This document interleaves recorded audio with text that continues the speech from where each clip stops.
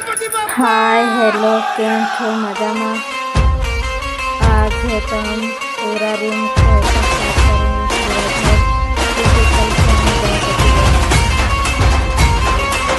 जब साफ रहेगा तभी गणपति नमन करुणी वंदन इडा मांडून इडा देवाला इडा गावाला इडा पाटाला इडा मंडळीला आम्ही सांगतो नमन तुम्ही ऐका हो गुणीजन। ये देख लो